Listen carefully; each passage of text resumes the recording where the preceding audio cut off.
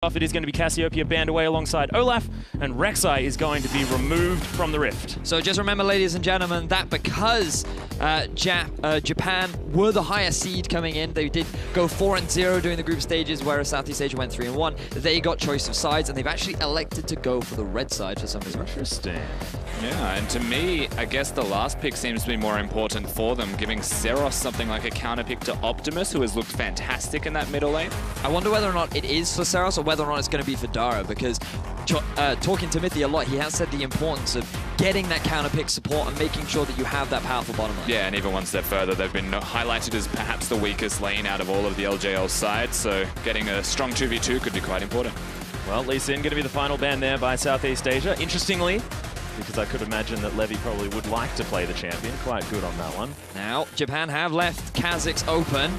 Obviously, that was an Assassin's mode, but the possibility of it coming out onto Summoner's Rift isn't completely impossible. Not when there's a Rek'Sai, Olaf, and Lee Sin already off the board, so there's definitely a higher probability. We'll be diving into the secondary jungle options as Syndra is going to hit the bench once again. We'll get into first picks here for QTV. Poppy going to be locked away, but Trundle is still up here for Japan to grab if they'd like to. I feel like that we may very well see a resurgence of the Maokai later on in the draft. We did see it coming out earlier on in the tournament with, honestly, some very powerful success.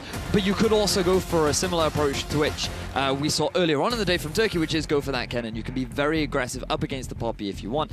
But I in think terms the of Tahm Kench needs to happen. Of course, the Tahm Kench. Evi's one of his well-known champions. He has an insane Tahm Kench, as his fans like to call it. And we saw it in their first game on Summoner's Rift as well. He just went completely to town on the Oceanic squad. I was definitely crying a little bit backstage. However, he looked brilliant. Ashe is going to be locked in alongside him here as well. Yeah, and again, the beauty of that Kench is the flexibility of it potentially going towards that support role. So whilst it's a strong top laner for Evi, it can be flexed to give a favorable matchup. However, he knows it's into the Poppy, and so they may switch to something like the Tahm Kench if there's an engage tool where he has to be a supportive character. And so by taking the Ashe for themselves, they alleviate one of those pain points they could experience. I like it. Flex picks across the board. But the Jhin is going to be locked away. It's exactly what Southeast Asia want to lock in next. Looks like Elise could be the opportunity here for Levy, which would be disappointing. It certainly would be, but however, it does fit into the style of early aggressive, high ganking pressure jungler. And when you think about all of the junglers that have been taken off the board, it does make sense that Levy would want to go towards that. Then we need to start thinking about what other junglers are actually left available that you can go towards, because there are so many top-tier junglers gone that you do have to wonder what's really left. I mean, thinking about it, you could maybe go for... Ivern is still available. That's very true. That's a good point. Italy has someone that's fallen off in favor, but she could maybe come back here. Skarner is another one I've heard talks about. Maybe it's largely dependent on what Tussle still has left in the bag. Zac is available as well. Yeah, actually, Zac's a big one. With the Courage of the Colossus combo. Hecarim is also there. Oh yeah, of course. This was actually something that Mithy brought out very early on in the tournament, saying that there is a resurgence in the Hecarim again, because you can go for just rush the Trinity Force with Courage of the Colossus. Not only are you super tanky, but you have massive amounts of damage. Yeah, it's fantastic. But there's the Nautilus lock-in once again. We saw Dara and Evi actually flex these two at the same time. I mean, they can switch all the way around if they'd like to, and there's the Hecarim locked away. Seros actually has it in his hands at the moment. The Clippity Clop has been known to head down the mid lane, but with no home guards, probably not going to be in Tussle. Is going to be grabbing that one, leaving that counter pick for Seros. Yeah, and whilst the continuation of the flex is there on the LJL side, you look at C's team composition, and they have a fair amount of pick between an Elise and a Jhin already there. Yeah. The Thresh Hover, actually something I would like to see, simply because it is super strong now with the Courage of the Colossus Masteries, and the availability is there, but I wouldn't expect Celebrity to hover it when Ron can. I'd quite like to see something like a Victor right now for Optimus, to be honest. You just need some kind of high wave clear mid laner that can hold his own.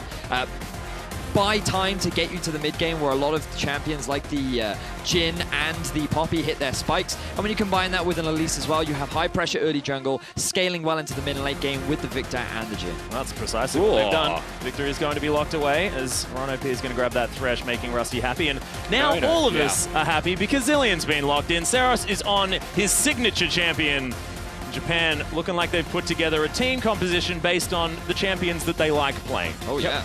I was happy for a very different reason, Atlas. It was not the Thresh. Yeah. It was definitely the Zilean. Of course, his signature champion, historically his best champion in every single wildcard event that he goes to. And it seems to be timeless for this player that he can still play the Zilean. Thank you for laughing. That's fantastic. No one else will. Yeah. And when you look at the Zilean in the comp as well, it actually works very nicely with the Hecarim too, because it speeds him up incredibly quickly. Oh god, yeah. Makes setting up for those more engages damage very as nicely, well. and it's more peel for the Ashe as well. You are putting a lot of pressure onto Hereti, and this is going to be the big question for him, because a lot of debate has been coming out as to how well he's going to be able to perform during this tournament. He's made it this far. Now the pressure's being put on him. Can he perform? Well, we'll see. Certainly very, very soon. I'm excited to see what they are going to be able to do now that the Zilean is on the Rift one more time, because he can be delivering that experience around. And how's that going to work with the new jungle here as well? Could that maybe change the landscape here for the Hecarim play? Oh, you thought that the level 3 gank was bad. What if the jungler's level 4? Exactly. No, I think there's actually a lot you have to look at when we're talking about this. Maybe giving the Hecarim extra experience, even just going towards the top side of the map, working as a top 3-man unit and giving experience everywhere. They could be just destroying the jungle. Well, things could certainly get ridiculous, and we want you to hop over to Twitter to let us know all about it. A tweet at LOL Esports, the hashtag SEA win if you think that Southeast Asia can do it, or the hashtag JPN win if you think that Japan can take them down after their victory earlier on in the day. Southeast Asia looked brilliant in the last Assassin Mode match that we saw, and we'll see whether they can carry it through here against Seros' signature Zilean as we hop onto Summoner's Rift for the final here at IWCA. And remember, ladies and gentlemen, the winner of this will be joining Team Fire for the main All-Stars event along with North America and the other wildcard region. North America. I mean, Korea is not a wildcard region. That is, I definitely got those two confused. I feel like you've been like working on that one for so long. Oh, jeez. Also, funnily enough, both being of Team Fire in this final. Yeah. Just Team Makes Fire a lot of everywhere. sense. Well, Tussle wandering around, looking magnificent. That particular skin. So in terms of the early game for both these teams, I imagine that it will mainly be about farming. The bottom lane is quite an interesting matchup because you have Jhin Thresh, a matchup that we actually haven't seen for a very long time. With the introduction of Courage of the Colossus, there was discussion about whether or not we would see Thresh back in the meta. And when you know that the Nautilus is going out in either the top lane or support, you know it's either going to be Tahm Kench or Nautilus, and that makes it a little bit better to pick up that Thresh pick. Yeah, Thresh also aiding quite heavily towards the picks from laning phase. Levy should actually have this propensity towards perhaps the bottom side where he can gank and have Ron either throw the lantern to him to go in, he can hit the cocoon, or the hook or flay can even connect on top of that. Couple that with Celebrity's W to lock down, and if one piece of crowd control hits, the rest does. Well, there's actually just so much crowd control coming out of that bottom lane. Anyway, Seros going to help out with the leash. Throws a bomb on top of Tussle's head. Dara going to help just using the Titan's Wrath to tank up the blue guy for a little while. We'll see how the horse goes roaming around this jungle. Levy doing the same thing on the opposite side of the map. So none of this cheeky red buff into Krug's business, getting the level 3 extraordinarily early. We'll see what the junglers are going to do this time. Yeah, it will mean that GPL's bottom lane will get the early push. Which is always the advantage when you have melee on melee matchup, because you have the pick potential, as we were just discussing, with the Thresh. And getting that early level 2 is going to make that kill pressure so much greater. So, good start for them. Meanwhile, in the mid lane. Yeah, Optimus, I believe, yep, that evens out the trade quite nicely. Level 2 going to be gained by Optimus first. A little bit of extra control.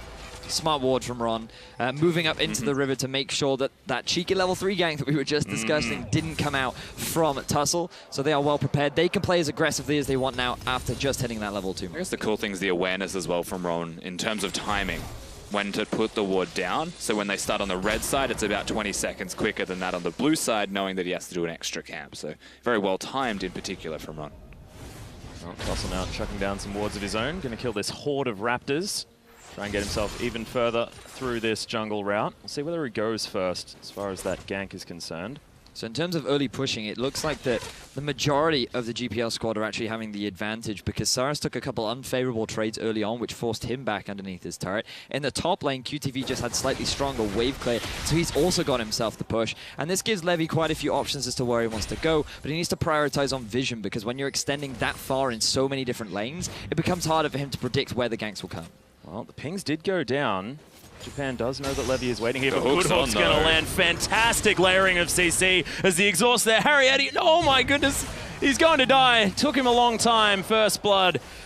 As GPL just take down the first kill. He does do well to stop Levy from getting an assist of any kind, recognizing that he was dead, making the best of a bad situation. But the timing of that gank was incredible from Levy, and the hook from Ron OP. You hit one, now he's warmed up. It could be more to follow. Yeah. I mean, I'm honestly very surprised that Dara didn't even consider to drop a ward. When you're getting pushed underneath your turret, I would have even predicted that Elise may come for a dive. Her ability to dive. Hang on, Tussle popping the ghost. Hecarim's here. Heavy looking pretty hungry here up towards the top side of the map.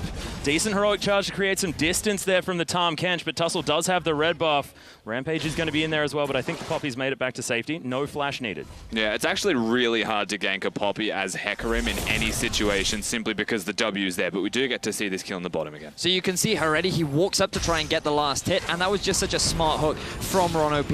In all honesty, Heredi, you have to criticize him a little bit because if he wants to get that farm, he should have moved in behind the caster creeps, so he would have had at least a protection from that front line, but didn't end up doing it, gets picked off. As you rightly said, he doesn't give the assist over to the Elise, but goal still achieved.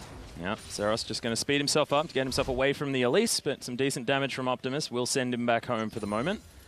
A little bit of a lead here by Optimus in the mid lane on the Victor. Now Celebrity is acting like a jungler. Because again, this is what it's all about. In that bottom lane, Ron hits a hook, they follow it up with everything else that they have. Ooh. Yeah, not going to land the dredge line just yet. Large minion wave now for Celebrity to clean up underneath this turret. Dragon could be potentially looked at. It is going to be the Mountain Drake first up. Possible siege potential. That's a big crit. But we haven't had a look towards the top side of the map just yet. How does the old Tahm Kench, now that that passive is on his passive as opposed to his ultimate, help him fare in this top lane matchup against a tank? I mean, have you ever seen the Maokai versus Poppy matchup? I love that one. Have you ever seen the Maokai versus Nautilus matchup? Love that one too. I would very much say that the Poppy versus Tahm Kench matchup is very similar, where they tend to slap each other in the face quite a lot. You're telling me that there's two tanks right now that are hitting each other? Thanks, Vedius. Just wanted to, you know. That's why you're here. That's the why sweet I'm here, breakdowns. I mean, ask and you shall receive. That was a very good point. Levy is going to be discovered. Wow, that is actually... Bloom. That was actually much longer than I thought it would. I actually thought that only went as far as the other plant, as you can see in the back end of the bottom jungle, but that actually goes all the way through the jungle, able to spot out Levy, so now they know he's in the bottom half. This is going to allow Evie to be more aggressive in the top lane. Oh, so aggressive. Licking the Poppy over and over again. Now wards removed. Yeah, super aggressive. I think the idea is, like, placing a ward like that is for the sake of the hook, but it has the double entendre of being able to spot Tussle if he tries to lane gank, and Hecarim is quite good at that with the Nautilus on his team. Just canters his way in. Ooh, gank the voyage. Yeah, Evie really wants to try and lock down Optimus, but the cleanse comes in. He's able to create some distance. Chaos Storm doing some work as Cocoon lands onto the Catfish, but wanders casually away. It's pretty strong right now. Stara's Riptide's not going to find Celebrity. No more to come out of that one. Yeah, and the availability to roam from the top side of the map, Evie, once again acknowledging where the Elise would be. He was at the right place at the right time once again. So Levy actually doing a good job of stealing away the camps. They have pressure on the bot side of the map to move aggressively up. Dara's going to do what he can, but given that Tussle has already been forced back, there's not much that they're going to be able to do with this. And denying that away from Saras will help Optimus just in the mid lane in terms of being able to get the push up, but because of how much mana Saras has, it's not going to hurt him too much. Yeah. Yeah, in saying that as well, though, the item build that Optimus has gone for is very inefficient for a Victor in terms of upgrading his Hex Core. Yes. So the wave clear that Saros has, even without the blue buff, will be superior to that of Optimus until he actually upgrades it.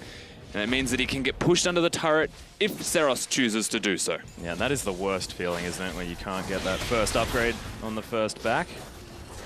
All right, Levy. He's going to start off this blue buff. Optimus is at least going to get that. We're going to be feeling a little bit better as the Hawk Shot's going to spy out exactly what's going on. So more information now for Japan as the backs are coming in from Southeast Asia on the bottom side of the map. Could be an opportunity to make some form of play, but Evie also going to do the same thing. So as we discussed during Champion Select, it is likely to be a slow early game as we're seeing now. We did see that early kill in the bottom, but that was largely due to a bit of a misplay coming out from Hereti, but also good pathing from Levy. What that's resulting in is a big CS differential between the two AD carries, and we talked about how Heredi now a lot of focus is going to be put onto him because when you have Azilian as a mid laner, he's not really being that reliable damage dealer. So you're looking at Tussle to be a big damage dealer and Heredi. And with Heredi being at this big of a deficit, it does make you wonder how long it's going to take for Japan to really reach that point where they can start dealing the damage. Yeah, and there's a couple of things about this as well that accentuates it further. Evie and Tussle working together to control the top side of the map, namely with all the vision and control they're starting to place. I think the bottom side is actually where C is doing a lot more work. So the GPL team has all of their control wards and vision, so they're trying to accelerate Celebrity and Ron OP. And this is that point in the game where something's got to give. And is it going to be LJL adjusting to all the pressure that they're placing? Or is it actually just matching on the opposite side of the map and saying, Evie can kill them, it's fine, it's a Jhin? It's exactly that. I mean, you can even see it on the minimap right now because they have pressure in the bottom lane. Evie is then helping out the mid to make sure they have control over the bottom half of the map. Is Evie now going aggressive? Hey guys, there's a sick 1v1 going on right here as the heroic charge is used by QTV to get himself out, but doesn't have the stun. Evie just munching on him.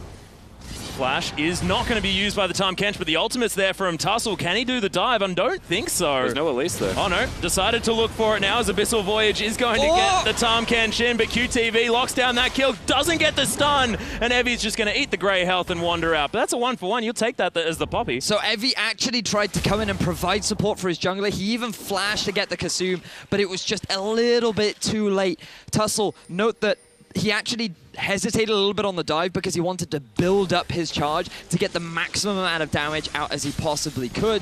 But because he bought that time, it bought time for QTV's cooldowns as well. So the fact that QTV was able to buy time and draw two members up to the top half of the map is now going to enable GPL to get this first Mountain Drake. Yeah, and it is going to be spotted by the Hawkshot. However, not a whole lot they can do about it, especially with Levy able to smite that one away quite easily. Doesn't. He's going to be taken by the Jhin. Yeah, they're just eating each other. Poppy just going to channel the ultimate because he's sick of it. Just sick of this business. Look at him. Well, it is a red buff Tahm Kench with about 17 minions. That red buff is actually doing a huge amount of work. And one thing that people have to remember about the Tahm Kench is that it's actually better to keep that stack on for as long as you can. So the reason for it is because you do more damage the more stacks that are on the target. The consume early makes a lot of sense because it removed the ability for Poppy to disengage with the ultimate. He then gets the 3 stacks, so he gets stunned up, buys enough time for Tussle to come, and this is where the indecision comes, because Evie could flash over the wall, backs away, and then Tussle decides to ult. So there's now split decision. Tussle feels that there's enough damage for him to go for the dive. He buys time with the heroic charge, but then QTV is able to get that bit of shield back, and then he just is able to get the outplay. So really good stuff from QTV to be able to get a 1-for-1, at least in that exchange. Yeah, Dangerous Game also playing a big part there. If he had got the stun afterwards with the heroic charge against the tower, could have almost made that a 2-for-0. But thankfully for Japan, they were able to come out with at least a kill. And onto their Tahm Kench as well, who they want to get as tanky and huge and unkillable as possible. Absolutely, you'd expect something along the lines of the Sunfire Cape soon for Evie, and then there's nothing QTV can even imagine doing to him. The streak does go both ways, but it also means that the Jhin, who has gone for a Ghostblade first, will be using that to run away, you would expect. Yeah, how do you feel about the Ghostblade now that it is the lethality, doesn't have the attack speed on the active anymore as well for a Jhin? We have seen a lot more of the Essence Reavers recently.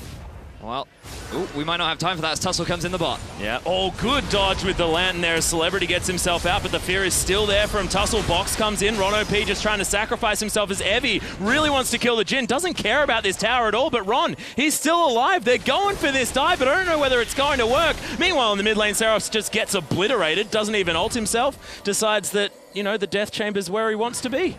I mean, the dive works well enough on the bottom side of the map for the moment, as Celebrity's just saying hello. Yep, might try and fish in a barrel down here at the moment, but they're just going to ignore it. As Evie knows exactly what he wants, and that's the tower. Yeah. But look at the rest of the map. 4 members. Evie now. Yeah, what is this? They have taken down the tower. Good repel gets the Elise up into the sky, but Evie, he's going to fall down. It's a double kill immediately there for Levy. His Celebrity is in trouble. Tussle, oh my God, so close. Shutdown comes in as the Spider eventually falls, and I think that was a 1 trade by Southeast Asia, and they get a tower. This could not have been a better trade for the GPL. Not only do they get the tower in the top lane, they've gotten so much damage down onto the tier 1 in the mid lane. They get themselves, I believe, 3, maybe even 4 kills in the bottom lane. Just everything went so well, and it was because Japan invested so many resources and got such little gain out of it. And he didn't activate his Ghost Blade. Inefficient. That's the most important part. So inefficient. Let's watch the replay of the unused Ghost Blade in the bottom lane. So firstly, it was a good Lantern to get out of the Ash Arrow. Evie decides that Celebrity's not going to ult, which is why this happens. Seros, remember, doesn't use his ultimate. He just dies. I believe the duration of the stun was sufficient for that with Thunderlord. A lot of damage. And this has worked out good for them on the bottom side of the map. But they don't have enough minions collectively to actually take the turret out in time for Levy to actually get in early, as he has a red buff. It certainly does. There's another Abyssal Voyage as the arrow flies through. Optimus has to cleanse immediately. Good tongue lash there as the hook lands onto the Tahm Kench, but he just doesn't care, to be perfectly frank with you. Not even with his Sunfire Cape built up just yet. He's just that tanky. Behind in farm just a bit. A Celebrity's trying to take down this red buff, and this action has abated for the moment.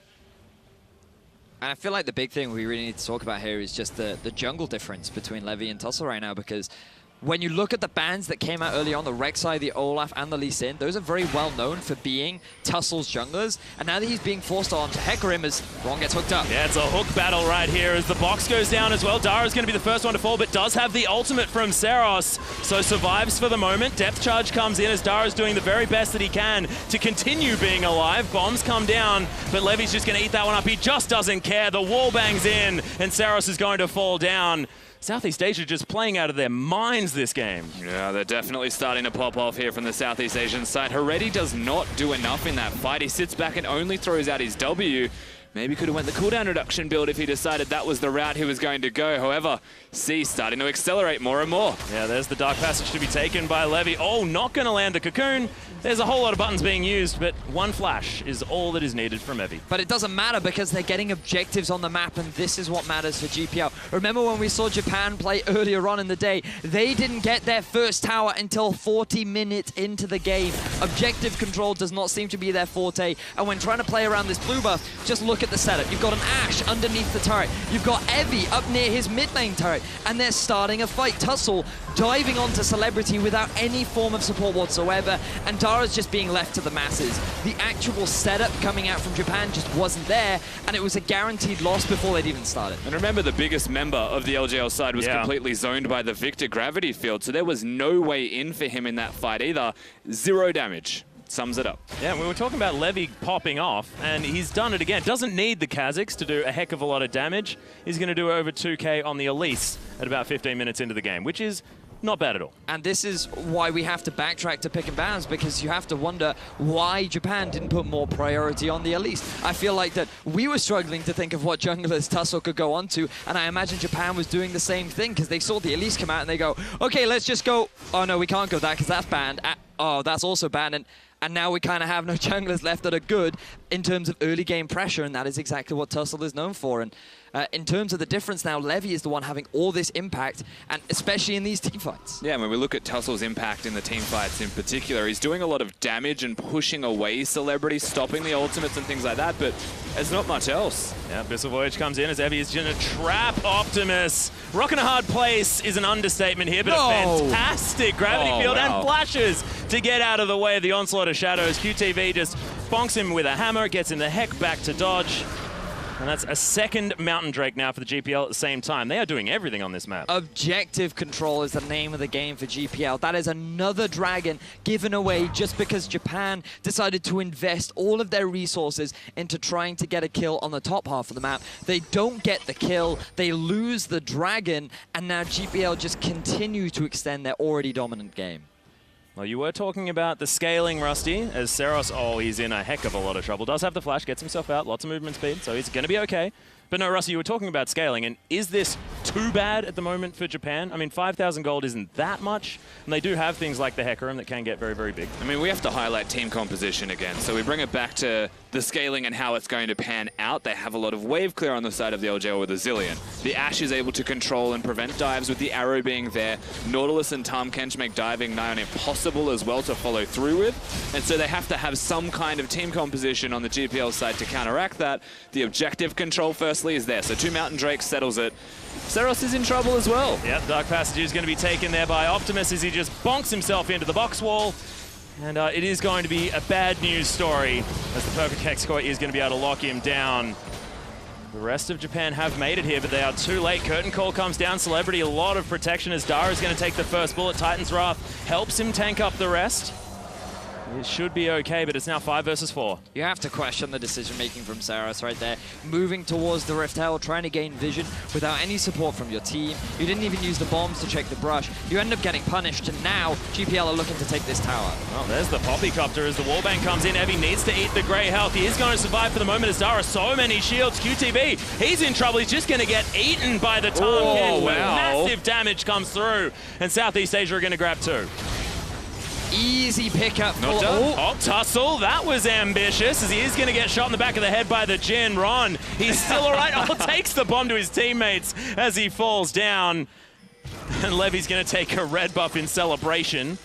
So that ends up being a 3 goodness. for 2 in favor of Southeast Asia, as now they're moving in towards this tier 2 turret. Celebrity, he wants blood. Yeah, the crit's going to be used to take down the turret instead, as Saros does have a heck of a lot of movement speed. And now Optimus needs to head back home. Oh, teleport out from Evie. Wants to find the Victor.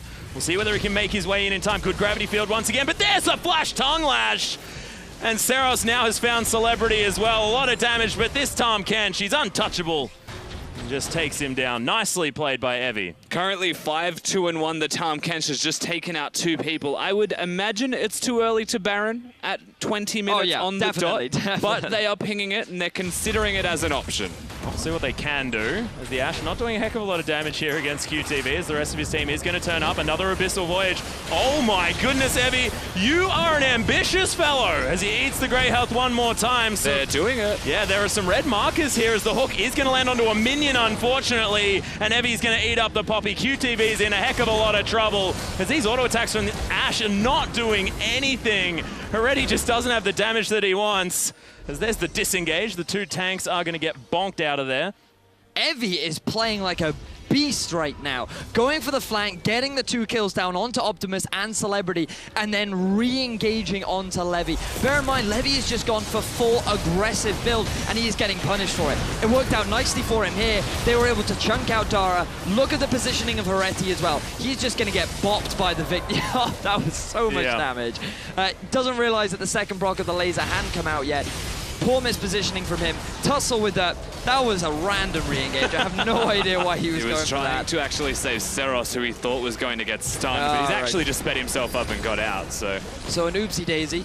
But then you get this TP from Evie, and this is where they start to turn things around in their favor. Good flash to get that first kill. Saros was in a bit of danger, but he had his ultimate ready, so there was no real threat for him. And then this is just where the re-engage comes out from Evie. In all honesty, I thought his ultimate was up again, but no, he had used the TP earlier, uses the Abyssal Voyage, and just look at how quickly Levy drops. He had a great start to the game, but now he's gone a bit greedy with his build, and he ends up getting punished for it. Yeah, and again, Evie's actually just too tanky. They thought that they could re-engage. You can see the shot calling from Vietnam in this situation, and that was to fight, to turn it around and to push the Tahm Kench under the turret. Doesn't take enough damage, ends up working out for them once again. Yeah, it was a fantastic hook coming out of Dara as well. That dredge line doing a whole lot of work, locking down the Spider Lady. Just couldn't hop up into the web using the repel. But Ron and Pete now just going to get some vision around this Baron. 12-9, so Southeast Asia still ahead. 5,000 gold is still the lead that they hold over Japan. And in terms of team fighting, GPL are consistently coming out ahead. When you have the Victor, who's now completed his Rylai's Crypto Scepter, along with the Hex Core Mark III, he's just doing an unbelievable amount of damage. Combine that with Celebrity, who's completed 2.5 items. It's just going to be so difficult for the LGL, who are yet to complete their Infinity Edge on the Ashe. I will say, however, the GPL side is severely missing cooldown reduction in their itemization choices. Their damage is crazy, but they're not going to be able to do it all over and over. Mostly Levy is going to be the one trying to do that, and only he has the Abyssal Scepter for cooldown reduction. But do they really need it when the only threat they have to bear in mind is Heretti? Because when you look at the damage that's coming out from that team, he hasn't even completed his second item. But hang on, we don't have time for that because the Baron's pretty much dead. Yeah, just a casual Baron. It's getting Chaos Stormed as Levy's going to be able to smite that one down. All too easy here at 23 minutes. And that was like...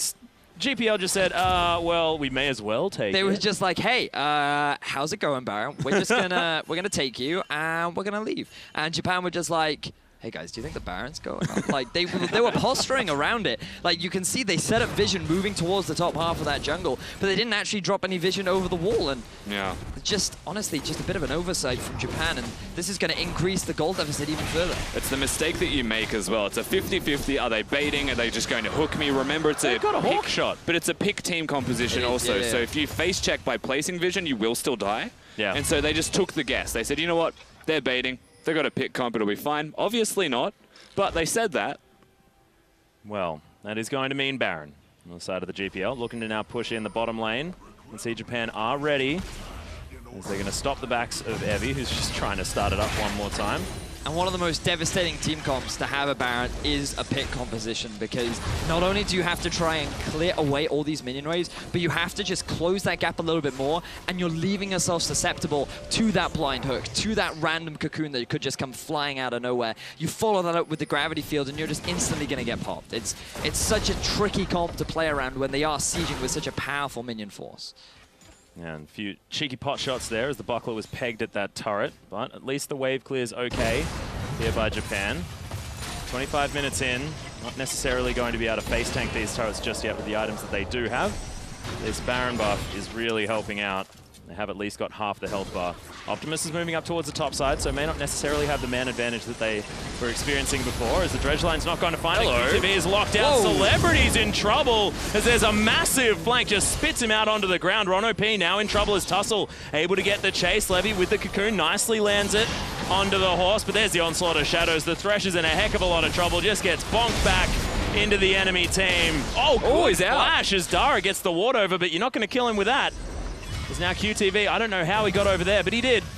And Heredi and Saros not going to be able to take down the big tank. And eventually the front line became the back line at this stage. The Tahm Kench ultimate to bring Tussle in, and they work it out incredibly well, but they're still going for turrets here, C, and more. This is a big problem, as the Chaos Storm's going to do a heck of a lot of work there to Saros. Heredi has to flash. He can't kite this one out, though. That's a massive double kill there for Optimus, as Evie eventually makes his way in. He's just waddling after the victor as best he can.